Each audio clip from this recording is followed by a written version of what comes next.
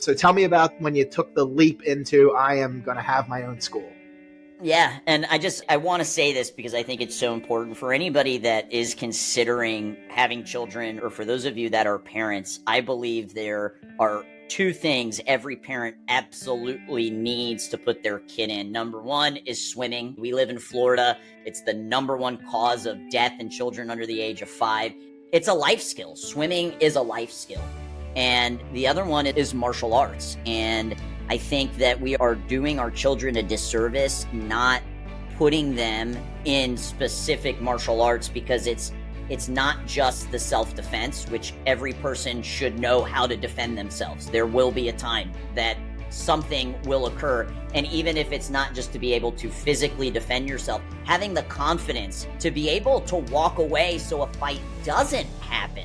People think, oh, like, you guys are violent. You're going to get... No, you actually are okay with walking away from a fight when you have the confidence that you would be able to defend yourself. You prefer to walk away. Exactly. Exactly. Anyways, I just had to say that. Swimming and martial arts, put your kids in it, guys. I couldn't agree more. My 3 sons have all been martial artists since the time that they could walk and crawl. And today, Chris, they're not actively training in martial arts. Like, they're big-time lacrosse players. As they travel, they're on the national travel team, all that kind of stuff. And it's one of these things where but I see the discipline. I see the 6 days a week. I see my son leaves football practice and goes to Crunch Fitness. And it's just, and then he comes home and he eats his 50 grams of protein and he has his system. And it's like, that came from that base of martial arts. That came from 4 times a week going to Brazilian Jiu-Jitsu class from the time he was 4 years old to the time he was 12 years old. And it really, like, you can really see that. So couldn't agree more. Sure. Get your kids in martial arts. Yeah, the discipline, the focus, the confidence. There's Joe Rogan said it. So Joe Rogan's big into Brazilian Jiu-Jitsu. And when he got his black belt, he said that martial arts is a vehicle for reaching your human potential. And I truly believe that. Yeah, I was a martial artist my entire childhood, all the way through high school. I got a full ride to any state school here in Florida, and I chose to go to the University of South Florida, USF, because it was in Tampa, and I was the head instructor of the Taekwondo school. Nice. And I knew that this is eventually something that I wanted to do, so I got my degree in education. I thought that would be a very easy sell to a parent to put their child in my school because, hey, I've got a degree in childhood education. And I stayed in Tampa, and it was a very difficult decision because my parents actually ended up moving to California right after I graduated. So It was like my home was no longer my home, because your home's your family, right? Yep. And they went off to California, and that's really where I started getting very serious into Brazilian Jiu-Jitsu, because I wanted the confidence of knowing how to defend myself if something hit the ground. And in Taekwondo and the striking-based arts, it's all on the feet. And a lot of altercations start on the feet, but they hit the ground. Any type of, God forbid, rape situation is going to happen on the ground. And I got really serious into doing Brazilian Jiu-Jitsu, and that was a huge focus throughout college. I ended up working at the BJJ school. I ended up becoming co-owner of the kids program. And then when I got my BJJ black belt, which took about 10 years, just like you said, I opened up my school, Gracie Pack MMA. And that's still here today in Tampa, Florida. And we really grew quickly. We became a $500,000 martial arts school in under 3 years. And in the agency world, $500,000 doesn't sound like a ton, but in the martial arts world, where schools are scraping by doing $5,000 to $10,000 a month, it was quite a feat, especially being female owned, especially having a focus on BJJ with kids. And I was able to grow the school so well because I started studying Facebook ads and Google ads. And the thought of being a PE teacher for the day in the hot Florida sun to try to prospect and get students to the school, the thought of putting rat cards out at the movie theater or little road signs, like, it's too hot in Florida. You know, it is hot here. So I was like, man, what could I do in my air-conditioned office? And I fell in love with internet marketing. This thought that I could open up my computer and with a few keystrokes of the keyboard, literally have prospecting on tap. And that's how we were able to grow so quickly, on top of having a great service. I think that's incredibly important. You got to have a great service prior to turning that marketing on, because if you don't have a great service and you turn the marketing on, you could actually end up going bankrupt. Yep.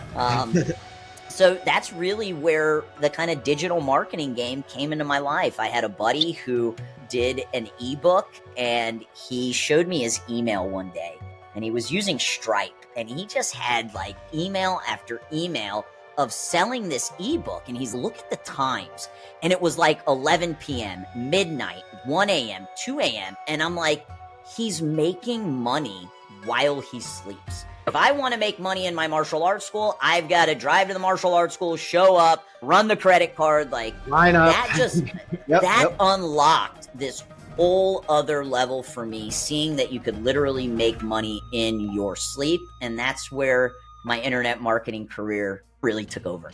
So I love the tie-in here, because early on you talked about, which I love, the white collar family, blue collar family analogy. And it's the hard work and grind aspect that you put into owning a martial arts school. That's hard work and grind. But then there's the let's work smarter to make more money. So like, and I think that's so important, because like you said, you could have been at your martial arts school 14 hours a day, you could run tons of clients, but there's going to be a cap to that. There's always going to be a cap to that. And I'm a big believer in that too, where it's like you grind as hard as you have to grind, but you have to find the shortcuts, and you have to find the other methods, and you have to find the other ways. Question, did you have a partner when you launched your martial arts school, or did you 100% launch? Did you get funding? What was your method to getting started? Yeah.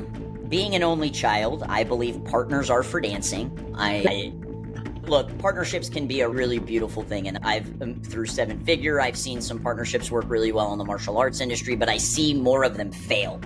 And I am a high D on the DISC assessment, and I honestly just don't really play well with others. There's no other like only child, I'm a high D, and I think that's important, is to know how to play into your strengths. So I didn't have a partner.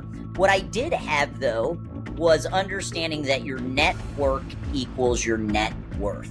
So I was doing private lessons, and there happened to be this person that found me online that knew that I had specialized with working with children, and they were coming from Singapore over to Tampa for the summer. And he wanted his daughter to continue training in BJJ while they were visiting. So I ended up forming a very close relationship with them, and every summer and every winter they would come to Tampa because they had family in here, and I would do private lessons with the daughter. And the father, his name was Paul, he goes, why are you still working for this other guy? Why don't you open up your own school? And I was still in college at the time, and I had really wanted to get my black belt prior to opening. It's not a prerequisite, but it was just like a mental thing. Yep. And I was like, I don't have the money. And he's, okay, how much do you need? And I was like, this is back in 2012. I think $10,000 I'd be able to open up, pretty confident.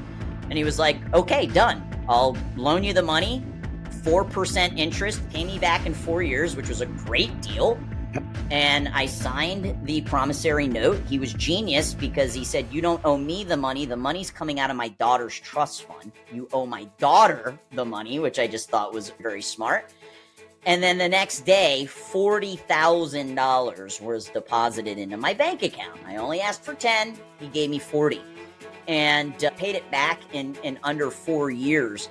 But that lesson really proved to me, not only is your net worth, but one of my favorite Zig Ziglar quotes is, you can have everything in this life that you want as long as you help others get what you want. Wow. And I did that for his daughter. I showed up every day. We're doing private lessons. He flew me all over the country because she wanted to compete. So he would fly me out to coach her at Nagas and Grapplers Quest. Yep. And it's a relationship that forever changed the course of my life. And I'm very grateful for that. So I didn't have a partner. I got a business loan. Yep. And was able to pay it back very quickly.